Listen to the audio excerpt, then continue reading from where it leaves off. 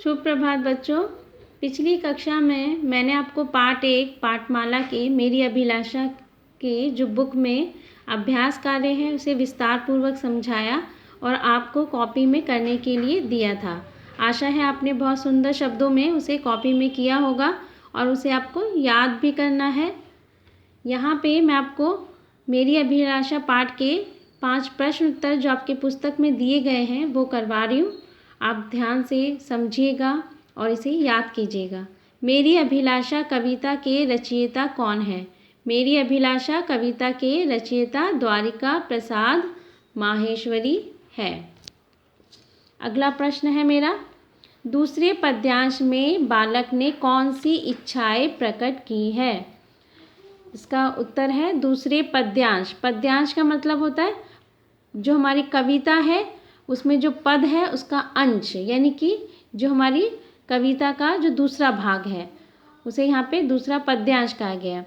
उसमें बालक ने फूलों की तरह महकने की, पक्षियों की तरह जंगल और बागों को चहकाने की और कोयल की तरह कूकने की इच्छाएं प्रकट की है। यानी जो भी पंक्तियाँ मैंने प्रयोग है वहाँ पे उसी का मैंने यहाँ पे अर्थ समझाया है। अगला है ग, बालक नभ, शशि, धरती और पर्वत से क्या प्राप्त करना चाहता है? बालक नभ से निर्मलता, शशि से शीतलता, धरती से सहन शक्ति और पर्वत से दृढ़ता प्राप्त करना चाहता है। इसके बाद है सूरज, तारे और चंद्रमा की क्या क्या विशेषताएं हैं? वैसे तो इस कविता में सारी विशेषता नहीं दी है पर मैंने थोड़ा इसको विस्तार पूर्वक समझाया है।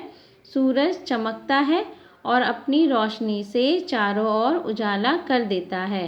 तारे दमकते हैं, चांद अंधेरे में चमककर रोशनी बिखेरता है। इसका जो अगला प्रश्न है, अपनी अभिलाषा को 2-3 पंक्तियों में प्रकट कीजिए। ये आपको स्वयं करना है। आपको अपनी अभिलाषा यानी कि आपकी स्वयं की अभिलाषा को यहाँ पर 2-3 पंक्तियाँ मतलब 2-3 लाइनों में आपको इसे समझाना है। इसके अलावा मैंने आपको कुछ शब्द दिए जो मैं हर बार हर पाठ के पाठमाला के हर पाठ में से 5 शब्द आपको वाक्य बनाने के लिए दूंगी। ये आप स्वयं करेंगे और इनके उत्तर मैं आपको नहीं बताऊंगी। निम्नलिखित शब्दों के वाक्य बनाइए। पहला है अभिलाषा, शशि, पर्वत, निर्मलता और उज्ज्वल। इनके जो अर्थ है वो मैं पहले ही समझा चुकी हूँ। आपके शब्दार्थ में भी इनके अर्थ दिए हुए, वहाँ से समझ के आपको इसे करना है। इसके बाद मैं आपको अगला पाठ पढ़ाऊँगी, पार्ट 2। तब तक के लिए धन्यवाद। प्रश्न उत्तर को अच्छे से आपको याद करना है और कोई भी समस्या हो कमेंट्स बॉक्स में आप लिख सकते हैं। धन्यवाद।